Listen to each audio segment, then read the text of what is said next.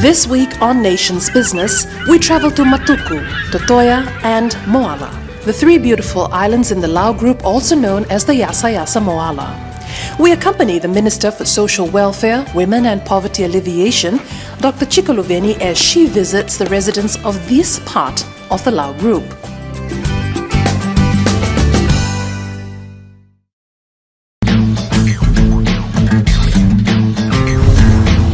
At the break of dawn, the MV Iloilovatu berthed at the Matuku jetty with 10 teams from the essential services of government. As part of the state's commitment to improving the livelihood of all Fijians, the tour is targeted at informing those at the community level of the services provided by government that can help raise their standard of living.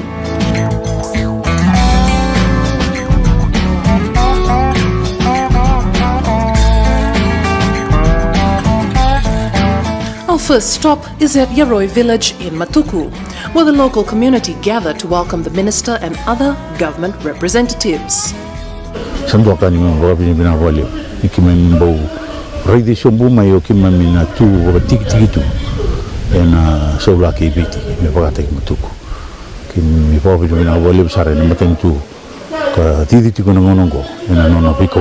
A major concern in these parts is the lack of shipping services to the main island of Viti Levu. Dr. Cyclone assured the villagers that government is seriously looking into providing better shipping services to the much neglected remote islands of Lau.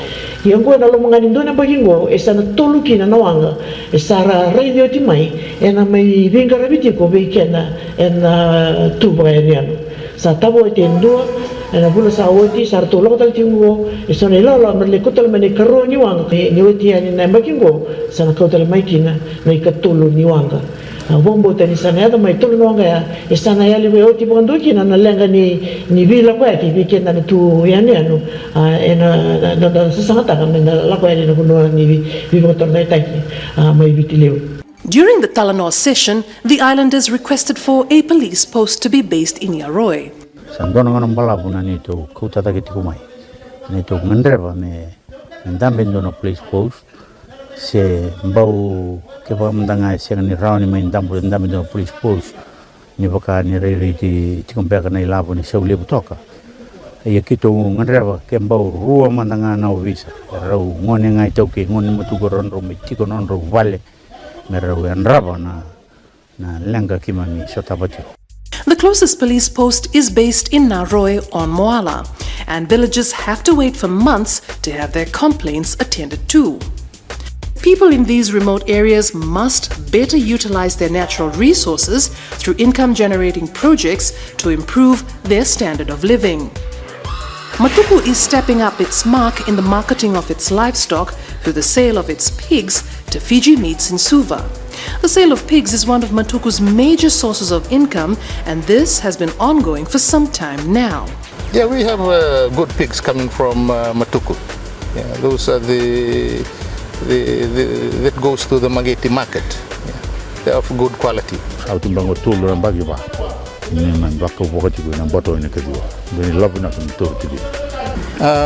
First they give us a call informing us when the boat will arrive in Suva, and also the number of pigs that they're intending to sell to FMIB.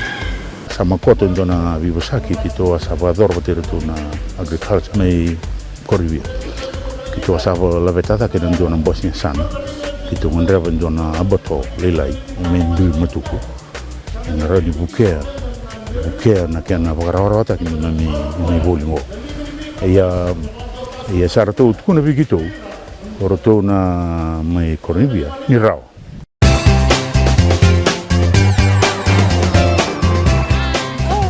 To generate employment opportunities, equipment and materials for canteens, including sewing machines, to the women's organization was handed over by Dr. Luveni.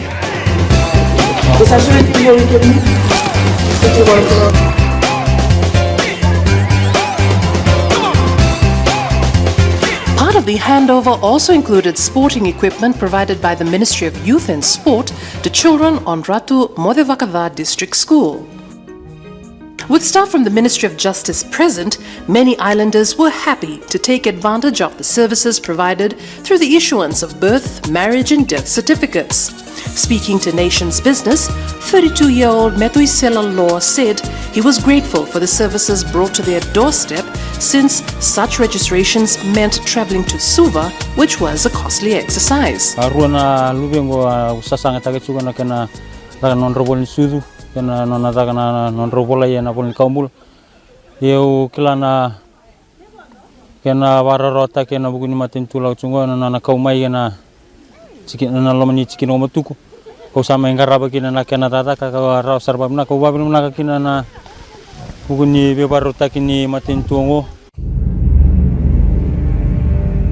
With dengue cases still a major concern in many areas, the Lau Group has not recorded a single case of mosquito-borne diseases. Staff nurse Asanada Rika says this is all part of her health awareness campaign in ensuring that the community is made aware of the need to maintain clean and healthy surroundings. The only transportation of this dengue from Viti level to us in Motoko is the boat. So you've got to be very careful with these people coming from the boat. They might. I am not sure, but they might. So that is another awareness that I did through the Mbose, Nitikina. And another one is through my school health programs where I really reach out to the schools, where I go through to all the 4 schools, to the head teachers, and I also do my awareness there for the students, for the compound, the incinerator, where the rubbish disposal, the bushes, and make sure that they have a proper disposal. Rubbish holes, and at the same time I give out the first aid kit to the schools, 4 schools, in which I also explain for fever, pain, cough and all this. You've got ORS, Panadol, cold sponge and rest and plenty fluids. Frontline management to the schools and teachers, I hope they do this. So those are the programs that I've already put into place for Matuku. The people of Matuku also raised concerns of the need to revive their biofuel plant, adding that they had contributed financially to the establishment of the plant and that as an income-generating program, it needed to be up and running. There's still some construction work that is required for the mills in Matuku and Moala. There have been some issues in terms of that are legal in nature that currently surrounds the project right now. These issues are basically the contractor not fully fulfilling their obligations as per the contract. And right now, as we speak, the issue is before the courts. We certainly hope that once those issues are actually addressed, the department would take necessary steps in terms of ensuring that the mills are fully rectified and the work is well underway insofar as the objectives and intentions of putting the mills in the first place. Government had allocated $2 million for the upgrading of the Matuku biofuel plant. So we certainly hope that within the coming month of April or May, we'll be able to have this issue addressed and the mills will be on the way insofar as operation is concerned. As the sun began to set on the horizon, our team set sail on the MV Iloilovatu to the island of Totoya.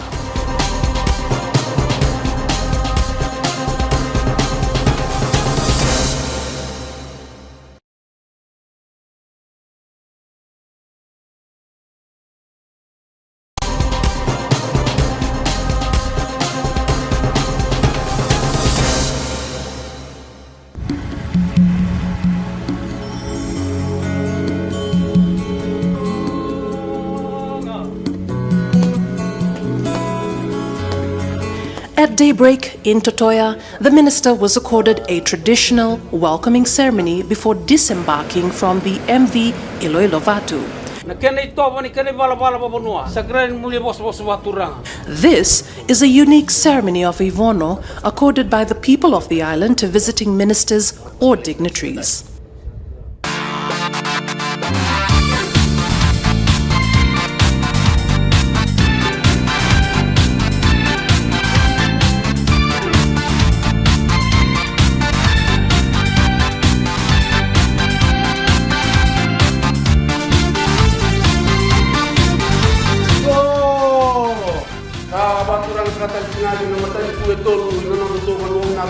With temperatures soaring, the villagers of Totoya gathered at Tovu Hall to find out more on government's development programs.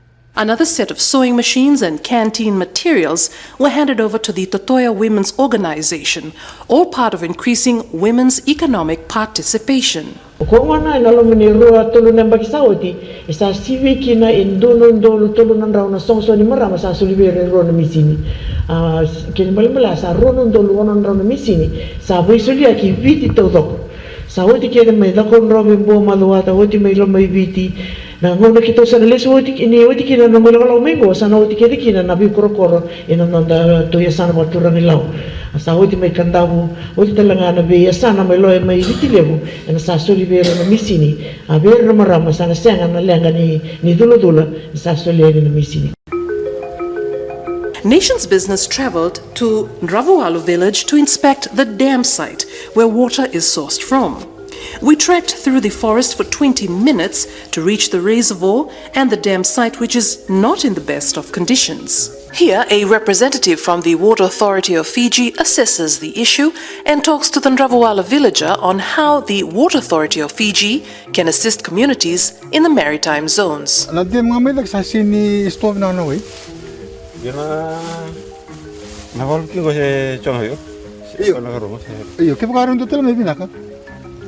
From the reservoir, the team trekked another 10 minutes to reach the dam and see what is creating the problem for the villagers of Ndravualu. Na langati wana kene silu may loma sa kamustipo sandu libu nango sa duru may loma ni pepo no tungo na batula ngere batike nangele do libu kidana mimami rokani weni munu mera mesa via rokan tambola kin sai batal kile bikimai ni ri sandu ko tumbe kana iwaso ni wai sa duru tumbe loma ngere kin ngel da. There are 2,000 plus rural schemes, villages and settlements that we have an obligation to make sure that they have safe drinking water. And one of the initiatives of government now, and the PM has actually said this, that we need to have some sort of treatment, at least some filtration done before this water gets to the people in the villages. It's a big challenge, but it's not impossible, you know. The money is there, we've got a good plan, we can do it. But it's going to be a huge challenge, massive. After inspections, a water sample stored from the village tank was tested to indicate whether it is safe for drinking. This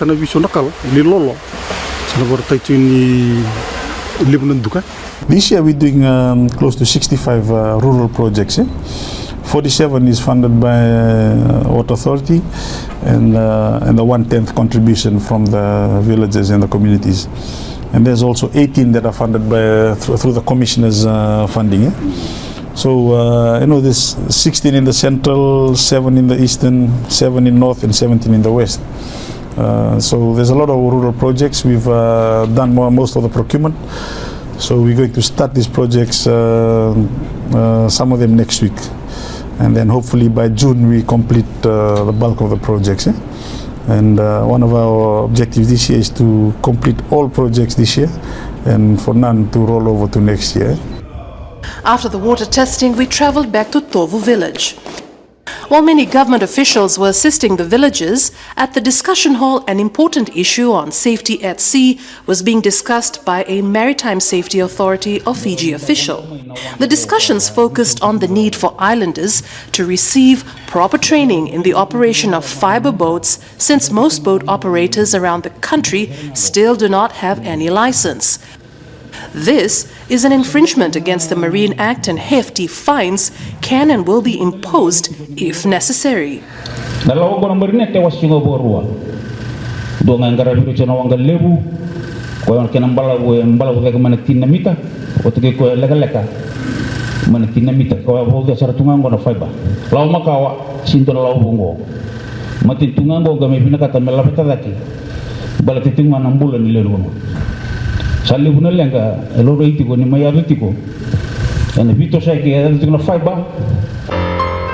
The new Marine Act focuses on the safety and protection of lives while at sea. This is to minimize the risk of death. Villagers were informed that during an emergency search and rescue operation, government uses around $20,000 on aerial survey.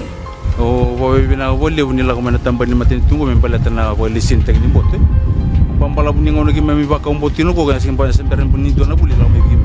Kim sangat dep sa buli na kana meta kana buli lisi. Na kim bo bali sin kina. Na de kumpot sono ko mititi boy Moala Matuku. Kam dan kumpot ko sa lisi may paro may Moala papa may Moala. Ponto Matuku. Di bo binasa ko.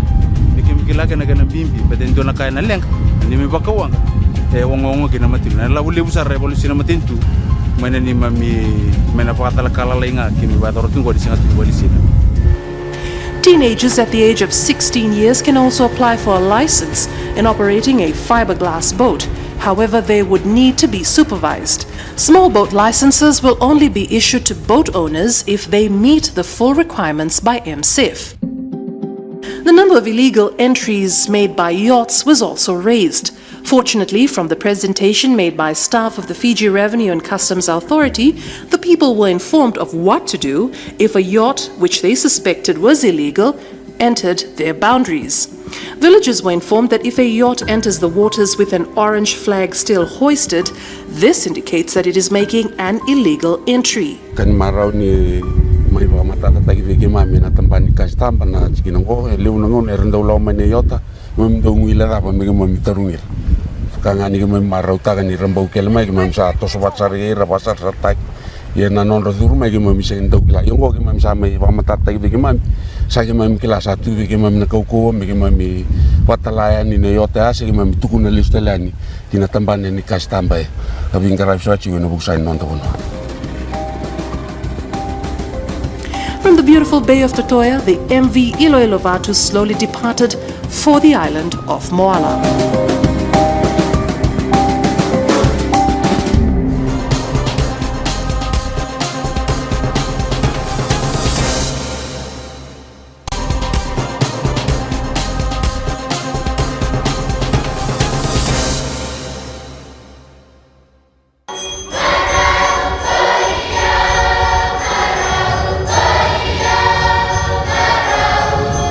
The next day, the MV Iloilo Vatu berths at Moala.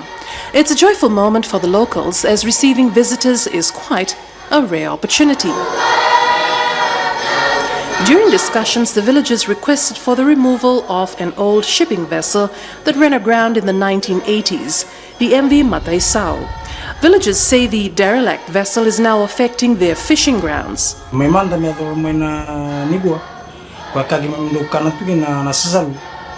Sa uci gitu sa rata pila wata irama ba madala chumbletan ni saraon ni bo munu chuna we wa sa tulona ilomani wanga. Since access to clean, safe drinking water is a necessity, the villagers highlighted that they source their water from a nearby spring. Sampal absurd tumengon sabi arutu tumengon ni pasanggulo patata nembaki. Ngon sa pala sartu mena nitu wai sangkara mur nitu ngas ser sala utu pasai ni meliu sapra tu mena nitu ngulu ni wai kan nitu tangini wai gachu kitaki sia tu mengon ngo samper teltu ni bondu ngulu me mbudagi nitu wai ser piatal dan nitu tangi sindo nitu tangi bu sa mala ucu kir mala matin tu membelatan tu ne kecini gua sala ucu mena kan wai nulum tu temban liu ia mai sen gitu somar ucu ko sama no me bautu ngino ko nito wai sali bongusuna satata sakanga gitu rawata kisatu untuk war peting itu nito wai. There's a cost to it, you know. Water, sure, we got a lot of water in the country, rivers and streams, beautiful rivers and streams, and even some spring sources. But we need to get that water to your homes. The biggest cost in a utility is the transportation of the water. It's not so much the treatment of the water and the water itself. It's the transporting of that water from the river to the treatment plant through various reservoirs to your home. That's the biggest cost. Villagers told the government delegation that there is a need to store water and requested for water tanks. But despite the challenges, these villagers have not recorded any infections or ailments from drinking from the spring over the last few decades. Meet Lavinia Tupo, who was assisted by government in rebuilding her home after Cyclone Thomas had completely destroyed it in 2010. Lavinia's home, along with two others, were completely destroyed when Cyclone Thomas ravaged the Lau Group. Ya nito wal ka garo andu ake to wachikin min nito wal ni kana kini karuan itu boleh bulok badan sanga dan itu boleh bulok ada buat lang kini yar juga buat lom nan itu TV lang kini itu Sky dan gua nak kena pukul matin tu ni kena si mari mainan jadi kami paling kini itu vale kami badan ni ro boleh bulok asa mai ni mai si mari saji kini itu vale kau itu ni boleh matin tu nak kau mai begitu. Lavinia says government's assistance has been timely and that her family has been able to get on with life. Like all villages the government team visited, sewing machines were donated to the women's groups, all targeted at empowering women economically. Na boleh bunyi kau em matin tu ni bunyi ngan dengan betingan itu yo terus tek boleh mamaram. Ek tu wakir boleh nak bersawut, sehingga waktu tu biang boleh wan na boleh nak wakir boleh ani. Essa mai baka kan tu ni kuat. Jumlah tubuh 100% satu. Sabi rodungan ng dalawa ko na kinabasay. Kinila berobe kinalagay kwento ni. Tu baglani sanaraw ni kini mamikilaki na dula-dula. Karena gini baglaki ni rani dul kini swakala ilo manivale. Baka na isol ni kana, baka na umbini kakana. Endende tu mi raw ni rawat ni yal na kena misin. For the women, the donation is quite new to them because many have not been trained to use sewing machines. Luckily for them, the Women's Ministry organized a training to assist them. Many mothers were also grateful since this will be the first time they will be able to mend their children's school uniforms and clothes with sewing machines. Mamkilani sana may round baka turita kita ni mami matapu vale kembali cerita ni mami ngone buli. On the maintenance of roads, the Totoya and Moala, Ratu Choso and Ranindalo requested for the maintenance of the road on the island, saying many people have opted to travel by boat to get around the island because of the deteriorating road conditions. Ni mami wabu lagu tulungan ko lagu tungan na fai bay yuai. Match level nuwa kimi muara na lende na lagu hindi kun tumba. Those are what we would call, significant new works, and the way those works are generally come onto our program at the moment is that they go through the Commissioner's office, so part of the Ministry of Rural and Maritime Development. What we will be doing is sending heavy machinery on a reasonably regular basis to take care of the roads we've got, and that includes some reinstatement of roads that are in disrepair. But if a road has completely disappeared, that then puts it into the category of effectively brand new construction.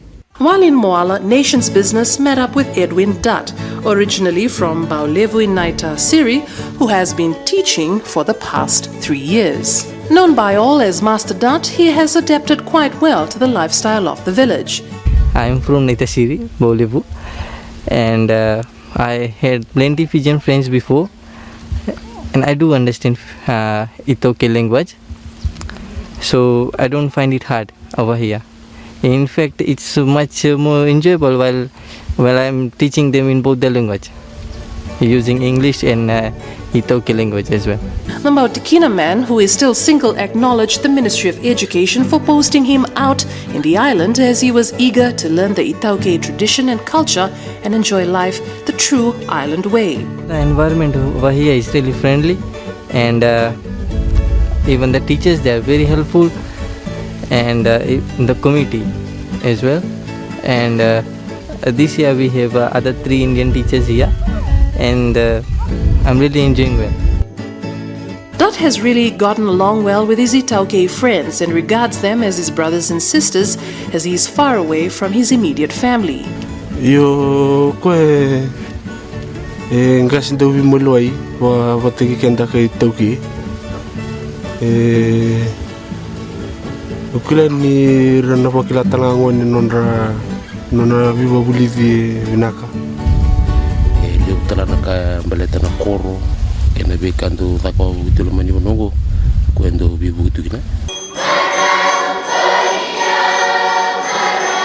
We ended our business for the day and prepared for a church service at Noroi village.